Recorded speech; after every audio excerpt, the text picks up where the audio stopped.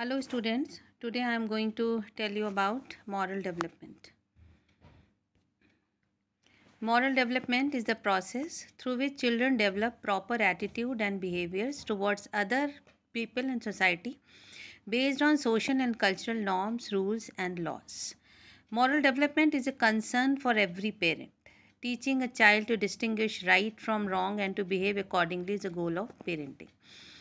तो moral development basically क्या होता है? मॉरल डेवलपमेंट वो प्रोसेस होती है जिस प्रोसेस के थ्रू एक बच्चे को ये सिखाया जाता है कि what is right and what is wrong in the context of the culture and the society in which he or she lives. तो एक बच्चे को ये बताना कि उसके लिए क्या सही है, क्या गलत है, इसके डेवलपमेंट की जो प्रोसेस होती है, that process itself is known as the process of moral development. Moral development focuses on the emergence, change, and understanding of morality from infancy through adulthood.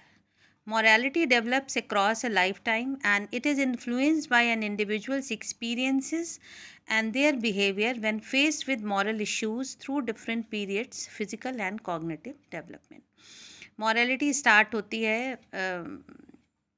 3 साल से स्टार्ट हो जाती है. 3 साल के बच्चे को बताना शुरू कर दिया जाता है कि what is right and what is wrong, what he should do and what he should not to do. मतलब जो डूज़ एंड डोंट्स होते हैं ये 3 साल की एज से स्टार्ट हो जाते हैं कि क्या करना चाहिए, क्या नहीं करना चाहिए.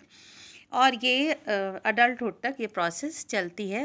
अडल्टहुड तक 3 साल की एज से लेके अडल्टहुड तक person keeps on learning what is good and what is bad for him and for the society in which he is living.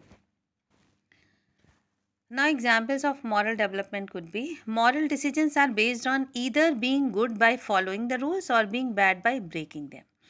Moral क्या होगा?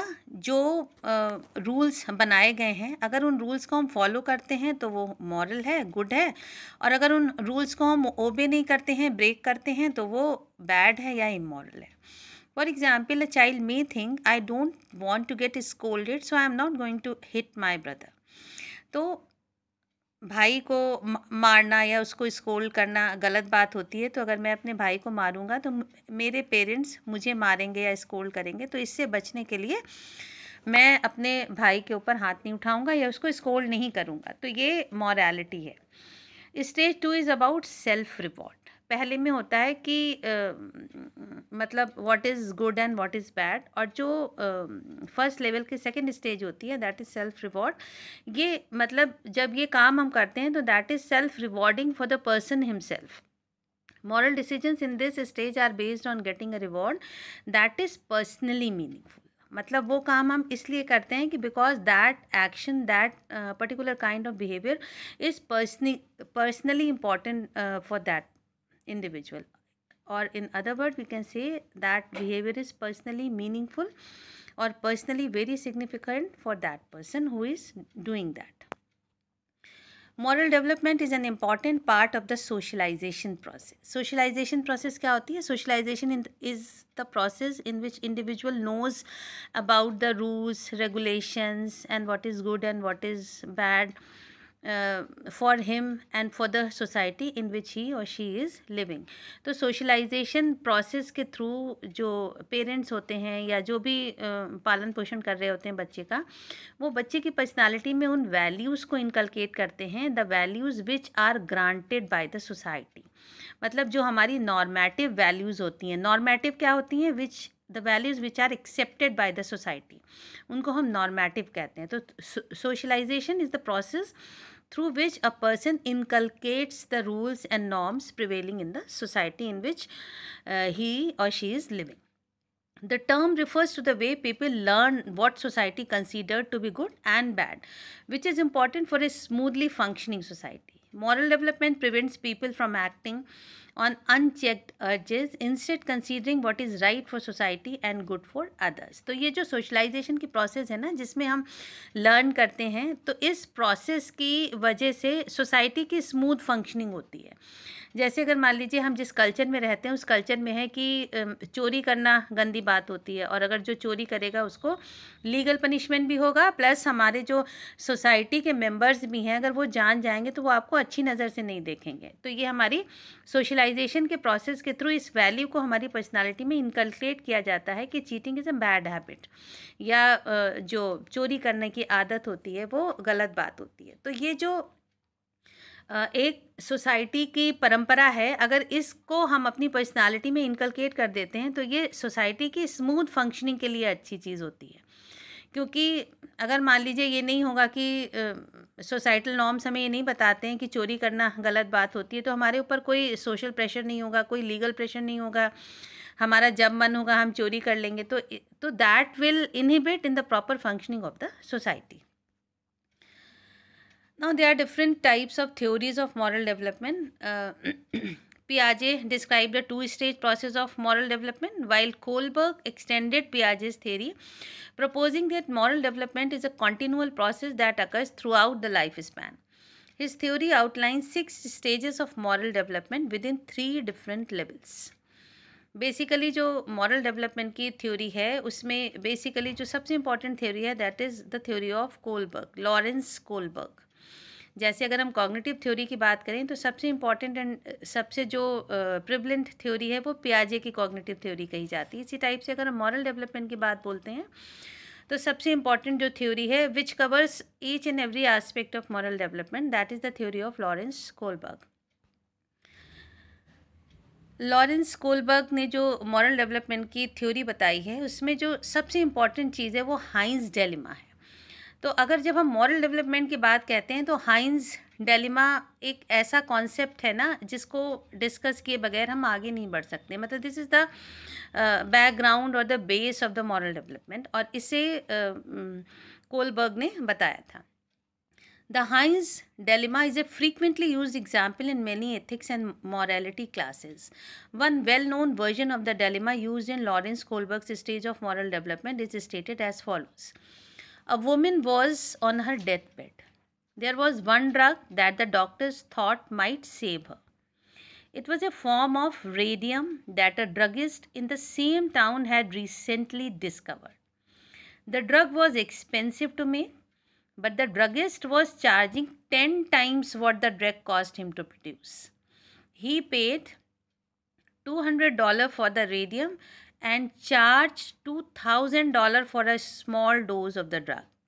मतलब एक हाइंस था, उसकी जो वाइफ थी वो डेथ बेड पे थी और एक दवा जो रेडियम थी उससे उसका इलाज हो सकता था. That was possible to get rid of her from her illness. लेकिन वो जो दवा थी, वो जो ड्रगिस्ट जो उसको बना रहा था वो उसके लिए 10 टाइम्स चार्ज कर रहा था. वो रेडियम जिसके लिए उसने 200 रुपये पे किए थे वो दूसरों से उसके लिए 2000 रुपये मांग रहा था. The sick woman's husband Heinz went to everyone he knew to borrow the money, but he could only get together about $1,000, which is half of what it cost. He told the druggist that his wife was dying and asked him to sell it cheaper or let him pay later. But the druggist said, "No, I discovered the drug and I am going to make money from it." So Heinz got desperate and broke into the man's lab to steal the drug for his wife. Should Heinz have broken into the lab to steal the drug for his wife? Why or why not? तो उसने उससे 200 के लिए उसने druggist ने radium का जो payment किया था उसके लिए 200 रुपये का पेमेंट किया, लेकिन अब वो जो उससे उसने ड्रग बनाई वो उसको 2000 रुपये में बेच रहा था. तो जो हाइंस का हस्बैंड था उसने लोगों से पैसे मांगने शुरू करे और वो 1000 रुपये ही अरेंज कर पाया. वो ड्रगिस्ट के पास गया और उसने ड्रगिस्ट से कहा कि मेरे पास सिर्फ 1000 रुपीज़ हैं और आप इसमें ही मुझे दे दो. ड्रगिस्ट ने कहा कि मैंने इसमें बहुत मेहनत करी और मैं इस ड्रग से रुपए कमाऊंगा तो मैं इसको $2000 में ही आपको दूंगा, 1000 में नहीं दूंगा. अब चूंकि अब यहाँ पे क्या कंडीशन है कि हाइंस के पास पैसे भी नहीं हैं और हाइंस की वाइफ की तबीयत इतनी ख़राब है कि वो ड्रग उसके लिए बहुत इम्पॉर्टेंट है। तो वो इतना डेस्परेट हो गया कि उसने उसकी लैब के दरवाजे को तोड़ के उस मेडिसिन को चुरा लिया। This is the story of Heinz dilemma. तो अब इस सिचुएशन में प्रश्न उठता है कि जो हाइंस ने किया वो सही था या गलत था। अब दिस इज़ द बैकग्राउंड। अब सही था या गलत था, जितने लोग होंगे उनके अपने अपने पर्सपेक्टिव, अपने नज़रिए हैं, उनके हिसाब से कुछ लोग सही कहेंगे, कुछ लोग गलत कहेंगे। But according to Kohlberg's model, इसको पहले हम आपको कोलबर्ग की थ्योरी बता रहे हैं कि कौन से उन्होंने 3 लेवल्स बताए और each level consist of 2 stages. यानी कि हाइंस की मॉरल डेवलपमेंट थ्योरी में 6 स्टेजेस हैं और 3 लेवल्स हैं। Each level is consisting of 2 stages. तो ये पहले आपको पूरी थ्योरी बता देती हूँ, उसके बाद अकॉर्डिंग टू कोलबर्ग आपको इंटरप्रेट करूँगी कि what behaviour is appropriate for Heinz. So this story is known as the Heinz dilemma. तो हाइंस ने अपनी मॉरल डेवलपमेंट की थ्योरी में 3 लेवल्स बताए, pre conventional, conventional and post conventional. Pre conventional is from 3 years to 7 years old और इसमें 2 stages होती हैं, avoid punishment and obtain reward. Second is level is the conventional, ranging from 8 to 13 year old. Stages of motivation belong to be accepted and obey rules and regulations. And last level is post conventional, that goes till the adulthood. And stage of motivation is make and keep promises and live moral imperatives. So these are the 3 levels divided into 6 stages of motivation. So this is the classification of Kohlberg's moral development theory. इसको अगर हम दूसरे type से अगर समझें, वही चीज़ें हैं इसमें, लेकिन इसको ट्रायंगुलर वे में एक्सप्लेन करने की कोशिश की गई है। प्री कन्वेंशनल, ये नीचे से ऊपर की ओर जा रहा है। Pre conventional ranging from 3 to 7 age, moral reasoning based on reward and punishment. इसकी ये 2 stages हैं। First stage is avoiding punishment, second stage is self interest. Second stage is the level is the conventional, ranging from 8 to 13 age, and this conventional level involves moral reasoning based on external ethics. नीचे वाला internally based था, ये आपका external ethics पे based है। And it is divided into 2 levels, law and order morality and good boy attitude.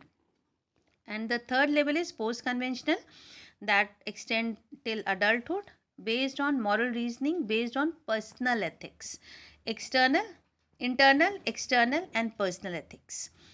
And it has also 2 levels, social contract and principles. अब जब आप इस ट्रायंगल को देख रहे हैं, we are going towards upward, towards the tip of the triangle. तो जो बेसिक लेवल्स हैं जहाँ पे मॉरल डेवलपमेंट स्टार्ट हो रहा है, वो आप देख रहे हैं, वो मतलब मॉरल रीजनिंग जो वहाँ पे है, that is based on reward and punishment. मतलब वहाँ पे रीइंफोर्समेंट इज़ वेरी इंपॉर्टेंट। अगर रीइंफोर्समेंट मिलेगा तो हम अच्छे काम करेंगे, नहीं मिलेगा तो हम बुरे काम भी कर सकते हैं। धीरे धीरे उसका ओरिएंटेशन एक्सटर्नल हुआ कि हम अच्छा कर रहे हैं दूसरों को दिखाने के लिए कि I want to be a good girl, I want to be a good boy type attitude, हम वो एग्जिबिट करना चाह रहे हैं और लॉज को हम ओबे करना चाह रहे हैं। लेकिन जो थर्ड स्टेज आती है ना, this is the basic building block of the moral development. जब हम इंटरनली उस चीज़ को करने के लिए फोर्स्ड होते हैं, मतलब जब मॉरल्स बिकम अवर पर्सनल एथिक्स, तो वो हमारी पर्सनालिटी का बेसिक बिल्डिंग ब्लॉक होते हैं। क्योंकि जब तक हम सोसाइटी के लिए कर रहे हैं, जब तक हम रीइंफोर्समेंट के लिए कर रहे हैं, तो वो हम फोर्सफुली कर रहे हैं, that we are doing for gaining acceptance from the others, that we are doing to seek the social desirability, social pressure. लेकिन जो इसका टिप का लेवल होता है, last level, that is post conventional, that is based on the personal ethics. तो जो ये यहाँ पे जो हम मॉरलिटी करते हैं, यहाँ पे हम सिद्धांतों के हिसाब से करते हैं, नो कि I am not going to do this because this is basically wrong. हम यहाँ पे इससे कंसर्न नहीं है कि whether I am going to have reward और पनिशमेंट बाय डूइंग और not doing this, I am doing it because this is right. तो ये हमारे पर्सनल एथिक्स यहाँ पे इन्वॉल्व हो जाते हैं। अब हम इन लेवल्स को वन बाय वन एक्सप्लेन करेंगे। First level is pre conventional. Through out the pre conventional level, a child sense of morality is externally controlled. Children accept and believe the rule of authority figures such as parents and teachers. A child with pre-conventional morality has not yet adopted or internalized society's convention regarding what is right or wrong, but instead focus largely on external consequences that certain actions may bring. तो ये जो pre conventional level होता है, यहाँ पे बच्चे की as क्या होती है? 3 से लेकर 7 साल तक की होती है। तो जो बच्चा इस एज में होता है ना, वो एक्सटर्नली जो एक्सटर्नल रीइंफोर्समेंट होते हैं उनसे ऑपरेट ज़्यादा करता है। कि जैसे स्कूल में भी जाता है तो उसको अपने लिप्स पे फिंगर रखनी है। क्यों रखनी है? क्योंकि टीचर ने कहा है कि आपको चुपचाप बैठना है। तो वो बिहेवियर करता है just to avoid the punishment from the teacher. तो इस टाइप के जो बिहेवियर्स होते हैं, they are externally focused and children adopt them to avoid the punishment and to seek the reward. तो फर्स्ट जो इसकी स्टेज है that is obedience and punishment orientation. हम ओबीडियंट हो जाते हैं just to avoid the punishment. So stage 1 focuses on the child's desire to obey rules and avoid being punished. For example, an action is perceived as morally wrong because the perpetrator is punished. The worse the punishment for the act is, the more bad the act is perceived to be. मतलब एक काम को हम देखते हैं, उस काम के लिए जितना ज़्यादा कोई पनिशमेंट दे रहा है, हमारे लिए उसके बैडनेस की इंटेंसिटी उतनी बढ़ती जाती है। सपोजिंग जैसे अगर हमने कोई गलती करी, उसके लिए हमें सिर्फ स्कोल्ड किया गया, वर्बली स्कोल्ड किया गया, हमें लगता है छोटी मोटी गलती होगी, चलो उस चीज़ को हम दोबारा कर सकते हैं, मतलब this is not that much bad. लेकिन अगर वही काम हमने कोई किया जिसके लिए मुझे स्कोल्ड किया गया, फिज़िकली भी, वर्बली भी और फिज़िकली भी थप्पड़ भी खाने पड़े बच्चे को, उसको खाना भी नहीं मिला, तो यहाँ पे क्या हुआ? पनिशमेंट की इंटेंसिटी जितनी बढ़ रही है उतनी उस एक्शन की बैडनेस की इंटेंसिटी भी बढ़ती जा रही है। तो पनिशमेंट का एक्सटेंट ये डिसाइड करता है कि वो एक्ट कितना बुरा है। So stage 1, obedience and punishment orientation. One is motivated by fear of punishment. He will act in order to avoid punishment. For example, the child won't grab the candy at the supermarket for fear of being slapped. Second stage है pre-conventional की ही, instrumental orientation. Stage 2 expresses the what is in it for me position, in which right behavior is defined by whatever the individual believes to be in their best interest. Stage 2 reasoning shows a limited interest in the needs of others. Concerns for others is not based on loyalty or intrinsic respect, but rather a you scratch my back and I will scratch yours mentality. An example would be when a child is asked by his parents to do a chore, the child asks, "What is in it for me?" And the parent offered the child an incentive by giving him an allowance. तो instrumental orientation क्या होता है? The behavior itself becomes instrumental to get something. मतलब इसमें बच्चा internally motivated नहीं है morality करने के लिए. He is doing that moral behaviour because he is being paid for that morality. मतलब his action of doing moral behavior becomes instrumental to get certain reward from his significant others. That is why this stage 2 is labeled as instrumental orientation. Now second level is, ये पहला level था pre conventional level, जो कि 3 से 7 साल के as तक चलता है, और इसकी 2 स्टेजेस थी, ओबीडियंस एंड इंस्ट्रूमेंटल ओरिएंटेशन. अब ये सेकेंड लेवल है कन्वेंशनल लेवल, ये 8 से 13 साल तक की स्टेज है. Throughout the conventional level a child sense of morality is tied to personal and societal relationships. Children continue to accept the rules of authority figures, but this is now due to their belief that this is necessary to ensure positive relationships and societal order. Adherence to rules and conventions is somewhat rigid during these stages, and the rules' appropriateness for or fairness is seldom questioned. इसका जो third stage है that is good boy nice girl orientation. In stage 3, children want the approval of others and act in way to avoid disapproval. Emphasis is placed on good behavior and people being nice to others. इसमें जो morality होती है वो क्यों होती है? क्योंकि बच्चा अपने आप को अच्छा दिखाने की कोशिश करता है कि I am a very good boy या I am a very good girl. Second level की सेकेंड स्टेज है, that is stage 4, law and order orientation. In stage 4 the child blindly accept rules and conventions because of their importance in maintaining a functioning society. Rules are seen as being the same for everyone. If one person violates a law, perhaps everyone would. Thus, there is an obligation and a duty to uphold laws and rules. Most active members of society remain at stage 4, where morality is still predominantly dictated by an outside force. तो ये law and order orientation क्या होता है? इसमें बच्चा blindly rules को follow करता है, क्योंकि उसे ये पता होता है कि अगर वो इन रूल्स को फॉलो नहीं करेगा तो ये लीगली गलत है. और कोलबर्ग के अनुसार जो मोस्ट ऑफ द इंडिविजुअल हैं, they life long belong to this particular stage, law and order orientation. मतलब जो उनका फोकस होता है, मतलब morality doesn't become an integral part of their personality. मतलब वो प्रिंसिपल्स वाले नहीं होते हैं. They follow certain rules just for the sake of following them. Third level is post conventional. Throughout the post-conventional level, a person's sense of morality is defined in terms of more abstract principles and values. People now believe that some laws are unjust and should be changed or eliminated. This level is marked by a growing realization that individuals are separate entities from society and that individuals may disobey rules inconsistent with their own principles. Some theorists have speculated that many people may never reach this level of abstract moral reasoning. जैसा कि मैंने अभी बताया कि Kohlberg के हिसाब से जो मोस्ट ऑफ द पॉपुलेशन होती है वो इसी कन्वेंशनल लेवल के 4th स्टेज में ही रहती है. तो 4th स्टेज में रहने का मतलब है कि उनके जो मॉरल्स हैं वो एक्सटर्नली ऑपरेटेड होते हैं, वो उनकी पर्सनालिटी का इंटरनल पार्ट नहीं बनते हैं. तो ये जो post conventional stage of morality होती है, ये किसी किसी की लाइफ में अचीव ही नहीं होती है throughout their life cycle. 5th stage है, मतलब 3rd लेवल की फर्स्ट स्टेज है, social contract orientation. In stage 5 the world is views as holding different opinions, rights and values. Such perspective should be mutually respected as unique to each person or community. Laws are regarded as social contracts rather than rigid edicts.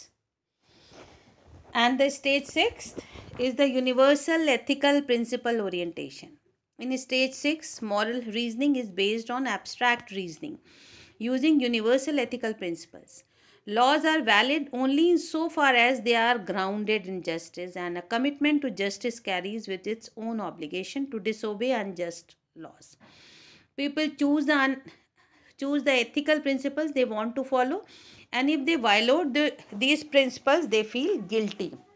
अब जो यहाँ पे morality है ये internal personality का part बन जाती है. अब यहाँ पे वो जो मॉरलिटी कर रहे हैं, they are not doing for the sake of external purposes. They are not doing it for the purpose that they will get reward or they will get punishment if they do it or they do not do it. तो यहाँ पे जो ये last stage होती है या जो ये लास्ट लेवल होता है, पोस्ट कन्वेंशनल लेवल, इसमें morality becomes the personal ethics for the individual. So in nutshell we can say and we can recapitulate Kohlberg's level of moral development. Level first is, उसमें क्या होता है, I for an आई. उसमें बदले वाली भावना होती है, क्योंकि जो बच्चा होता है सेल्फ ओरिएंटेड होता है, वो जो कुछ भी करता है सेल्फ रिवॉर्ड के लिए करता है. तो I will get you for that. तो ये this is the pre conventional level. Conventional level क्या होता है, फॉलोज द रूल. यहाँ पे आके वो रूल्स को फॉलो करता है. अब वो एक्सटर्नल रीजंस की वजह से करता है कि लॉ एंड ऑर्डर ऐसा कहता है या समाज के लोग क्या कहेंगे, that is different thing. But at this level, conventional level, a child follows the rule. And the third level, post conventional level, greater good. What serves the greater good, मतलब वो ऐसे काम करता है जिससे वो ज़्यादा एथिकल या ज़्यादा मोरालिटी को सोसाइटी में स्प्रेड कर सके, क्योंकि वो यहाँ पे अब internally driven to do the good activities for the sake of himself and for the sake of the welfare of the society as a whole. इसका रिक्लासिफिकेशन है, अब यहाँ पे आप फिर से एक बार देख लीजिए. Pre conventional level is consist of 2 stages. Stage 1 avoiding punishment, stage 2 aiming at a reward. 2 conventional level, इसके भी 2 स्टेजेस हैं. First stage of conventional level is good boy and good girl attitude, and second stage of second level, that is conventional level, is loyalty to law and order. Then the third level is the post conventional level, and it also consists of 2 stages. First stage of post conventional level is justice and the spirit of the law, and the second stage of post conventional level is universal principle of ethics. So according to Kohlberg, the moral development could be classified into 3 levels, that is pre-conventional, conventional and post-conventional, and each level comprises of 2 stages.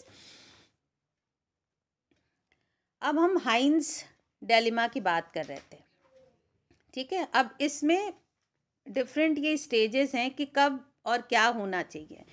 Level first आपका क्या था? Pre conventional level था. और stage कौन कौन सी stages होती हैं pre conventional में? Obedience and self interest.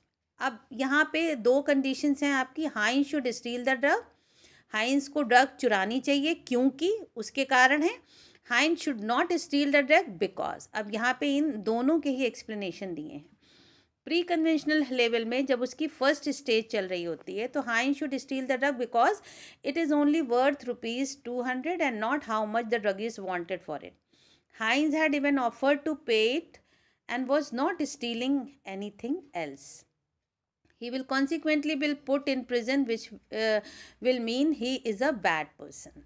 तो फर्स्ट स्टेज में जो लोग ये बोलते हैं कि हाइंस ने अच्छा किया, उनका क्या एक्सप्लेनेशन होता है कि हाइंस को उसकी ज़रूरत थी और वो ड्रग सिर्फ 200 रुपये की थी और उसने ड्रग को ही चुराया और किसी चीज़ को चुराया नहीं, तो हाइंस ने सही किया. And Heinz should not steal the drug. इसका क्या रीज़न दिया है कि चूँकि ये सोशली एक्सेप्टेबल बिहेवियर नहीं है तो he should be considered as the bad person. Self interest में अगर हम लेवल से इंटरप्रेट करें तो क्या कहेंगे? He will be much happier if he saves his wife even he has to serve a prison sentence. ये सेल्फ इंटरेस्ट के लिए है कि उसने चोरी तो करी लेकिन चोरी की वजह से वो अपनी वाइफ की लाइफ को सेव कर पाएगा, तो he would be more happier. अब Heinz should not steal the drug according to the self interest क्या होगा? Prison is an awful place and he would be more likely languish in a jail call cell than over his wife's death. अब ये conventional level पे आ जाएं तो conventional level का जो first stage है कन्फर्मिटी, उसमें क्या एक्सप्लेनेशन होगा? Heinz should steal the drug, his wife expects it and he wants to be a good husband. ये कन्फर्मिटी वाला है. चूँकि हाइंस की वाइफ को लगना चाहिए कि Heinz is a good husband, तो he should steal the drug. अब Heinz should not steal the drug क्योंकि stealing is bad and he is not a criminal. He has tried to do everything he can without breaking the law. You can not blame him. तो अब यहाँ पे क्या conformity हो गई है कि हाइंस ने अच्छा हस्बैंड बनने की पूरी कोशिश करी. उसने लोगों से उधार भी मांगा, ड्रगिस्ट से भी अपील करी, और फिर भी कुछ नहीं हो सकता, तो it is not the fault of Heinz. फिर कन्वेंशनल स्टेज की जो सेकेंड लेवल की जो सेकेंड स्टेज है that is law and order. His wife will benefit but he should also take the prescribed punishment for the crime as well as paying the druggist what he is owed. Criminals cannot just run around without regard for the law. Actions have consequences. And should not steal में the law prohibits stealing. That is why Hines should not steal the drug in spite of, irrespective of any circumstances. And according to the third level, that is post conventional level, and its social contract orientation के हिसाब से Hines को क्यों steal करना justified है? क्योंकि everyone has a right to choose life regardless of the law. हाइंस ने चोरी करके सही किया क्योंकि हर आदमी को ये राइट है कि वो अपनी लाइफ को सेव करे, क्योंकि लाइफ लॉ को तभी फॉलो करेगा जब उसका जीवन रहेगा. और उसे क्यों नहीं चोरी करनी चाहिए? The scientist has a right to fair compensation even if his wife is sick. It does not make his actions right. Drug अगर मान लीजिए उस ड्रगिस्ट ने इन्वेंट करी है तो ये उसका ज्यूरिसडिक्शन है, उसका प्रीव्यू है कि वो आपको देता है कि नहीं देता है. उससे ये मतलब नहीं है कि आपकी वाइफ बीमार है या मर जाएगी कि क्या होगा. That is why this is wrong. Universal human ethics के हिसाब से saving a human life is more fundamental value than the property rights of another. कि मतलब जान है तो जहान है, मतलब अगर आप किसी की जान को बचाने के लिए कोई क्राइम भी करते हैं तो वो भी सही है। और नहीं चोरी करना चाहिए। अदर्स में need the medicine just as badly and their lives are equally significant. जैसे हाइंस को अपनी वाइफ के लिए चाहिए, वैसे किसी और को भी अपनी वाइफ के लिए चाहिए। तो अगर हाइंस की वाइफ की लाइफ इंपॉर्टेंट है तो दूसरों की भी इम्पॉर्टेंट होगी, जो 2,000 रुपये पे करके उसे दे सकते हैं। तो हाइंस का डेलिमा क्यों कहा जाता है? क्योंकि कुछ लोगों के हिसाब से ये सही है, कुछ लोगों के हिसाब से ये गलत है। अब हर लेवल और हर स्टेज के अपने अपने एक्सप्लेनेशंस हैं। तो आपका जो इसमें एक्सप्लेनेशन होगा, आप देख लो वो किस कैटेगरी में आता है, किस लेवल की किस स्टेज में आपका एक्सप्लेनेशन आ रहा है। ठीक है। अब जैसे according to me saving a human life is more fundamental value than a property right of another person. मेरे हिसाब से लाइफ सेव करना ज़्यादा इम्पॉर्टेंट है, और उसके बाद की जो बातें आएंगी वो बाद में आएंगी। अगर कोई हमसे हाइंस के डिलेमा के बारे में पूछे तो मेरा एक्सप्लेनेशन यही होगा कि पहले जान सेव करनी चाहिए। उसने जो कुछ किया अपनी वाइफ की लाइफ को सेव करने के लिए किया, तो दैट इज़ ऑल राइट। तो my explanation will fall under the level of post conventional and second stage of post conventional, that is universal human ethics। तो अब आपके सामने हाइंस की पूरी स्टोरी है, आपका क्या एक्सप्लेनेशन होगा? उस एक्सप्लेनेशन को आप इन लेवल्स की किस स्टेज में फॉल करते हैं। अगर आप ये करते हैं कि नहीं चोरी करनी चाहिए, तो आपका कौन सा लेवल का कौन सा स्टेज को आप फॉलो कर रहे हैं, किसके हिसाब से आप जवाब दे रहे हैं, वो भी आपको उत्तर मिल जाएगा। तो ये एक टाइप की है हाइंस डेलिमा को, डिफरेंट टाइप के जो आपके आंसर सोच सकते हैं, मतलब फेवर और अगेंस्ट में। तो वो किस लेवल में आते हैं, किस स्टेज में आते हैं, तो you will get the answer of your response. So this was all about Kohlberg's theory of moral development.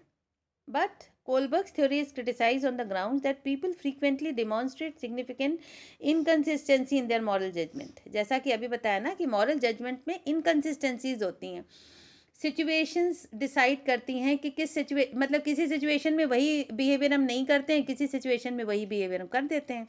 अब उनकी जो इसके पहले वाली टेबल हमने बताई, उसके हिसाब से you can justify your self. आप कर रहे हैं तब भी जस्टिफाई कर लेंगे, आप नहीं कर रहे हैं तब भी जस्टिफाई कर लेंगे, बट स्टिल आपका जो बिहेवियर होगा वो यूनिफॉर्म बिहेवियर नहीं होगा, कंसिस्टेंट बिहेवियर नहीं होगा। मतलब एक ही मॉरलिटी, अगर आप ये बोल रहे हैं कि चोरी करना गलत बात होती है, तो इसी चीज़ को आप हर सिचुएशन में इम्प्लीमेंट नहीं कर सकते हैं कि चोरी करना गलत होती है। जैसे हाइंस डिलेमा में उसने दवा की चोरी करी, तो चोरी करना गलत होती है, लेकिन मेरे हिसाब से जो उसने वहाँ पे चोरी करी वो चोरी करना गलत नहीं है, बिकॉज उसने वो चोरी की just to save the life of his wife. तो यहाँ पे जो उसकी चोरी है वो जस्टिफाइड हो रही है अकॉर्डिंग टू मी। तो जो हमारे मॉरल जजमेंट्स हैं उनमें कंसिस्टेंसी नहीं है। एक तरफ हम कह रहे हैं कि चोरी करना गलत बात होती है, लेकिन फिर भी हम चोरी कर रहे हैं। इसी टाइप से अगर हम बोलते हैं झूठ बोलना गलत बात होती है, लेकिन फिर भी हम देखते हैं कि in many situation of our life we speak lies. तो ये जो हमारी मॉरलिटीज़ में कंसिस्टेंसी नहीं होती है। तो this is the major criticism of Kohlberg's theory. This often occurs in moral dilemma involving drinking and driving or business situations where participants have been shown to reason at a lower development stage, typically using more self-interest driven reasoning, that is stage 2, than authority and social order obedience driven reasoning, stage 4. Critics argue that Kohlberg's theory cannot account for such inconsistencies। तो Kohlberg ने बहुत अच्छी तरीके से classify किया है कि क्या क्या लेवल्स होते हैं, उन लेवल्स के हिसाब से हमारी स्टेजेस क्या क्या होती हैं मॉरल डेवलपमेंट की, हम क्यों एक अच्छा बिहेवियर करते हैं। कभी हम पनिशमेंट को दूर करने के लिए करते हैं, रिवॉर्ड को पाने के लिए करते हैं, कभी हम सेल्फ इंटरेस्ट में करते हैं, कभी हम मॉरलिटी करते हैं कन्फर्मिटी के लिए, कभी हम करते हैं लॉ एंड ऑर्डर को ओबे करने के लिए, कभी हम अपने पर्सनल एथिक्स के लिए या यूनिवर्सल एथिक्स के लिए करते हैं। तो हर कंडीशन में हम मॉरलिटी फॉलो करते हैं और हमें करनी चाहिए, क्योंकि हमारा मॉरल डेवलपमेंट ऐसा हुआ है। और कोलबर्ग का ये भी कहना है कि majority of the people do not come in the third level of moral development, that is post conventional. तो जो मॉरल डेवलपमेंट हो रहा है उसमें कंसिस्टेंसी एक होनी चाहिए कि अगर हम बोलते हैं झूठ बोलना गलत बात है तो हमें झूठ नहीं बोलना चाहिए, चोरी करनी गलत बात है तो चोरी नहीं करनी चाहिए। लेकिन हमारी लाइफ लॉन्ग में अगर हम देखें तो इन मॉरल वैल्यूज़ में कंसिस्टेंसी नहीं होती है। हम कहते हैं झूठ नहीं बोलना चाहिए, but sometimes when we are confronted in such type of situation we lie। इसी टाइप से चोरी नहीं करनी चाहिए, लेकिन आपने हाइंस के डिलेमा में देखा कि it was so crucial situation and Heinz has to take some decision. तो अकॉर्डिंग टू हाइंस गलत हो सकता है, लेकिन उसको उस समय लगा कि this is the best behaviour. और उसके भी मतलब हर लेवल के हिसाब से, हर स्टेज के हिसाब से there are so many and different explanations. तो मॉरल डेवलपमेंट में कंसिस्टेंसी नहीं है, और ये जो कंसिस्टेंसी है इसको प्रिवेल करना भी बहुत मुश्किल काम है। और ये कोलबर्ग की जो थ्योरी है इन मॉरल इनकंसिस्टेंसीज का कोई एक्सप्लेनेशन नहीं देती है।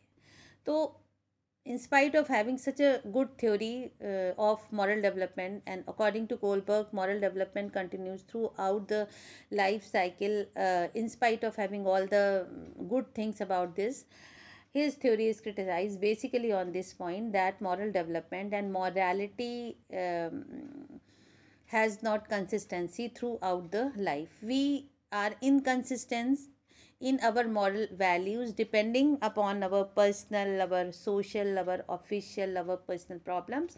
We change our moralities. Sometimes we do one thing, and on depending upon the situation, in second situation we exactly do the reverse thing. So we are the same person, our morality is the same, moral development is the same. We are very I am considered to be a very moral person because my moral development is up to the mark and it is fulfilling all the milestones of each levels. So I am considered to be a moral person, but instead of all these, there is no consistency in my moral values. So Kohlberg's theory do not give a satisfactory answer to these moral inconsistencies in the behavior of individuals. So this was all about moral development, and these are the references of moral development. So that was all for now. Thank you.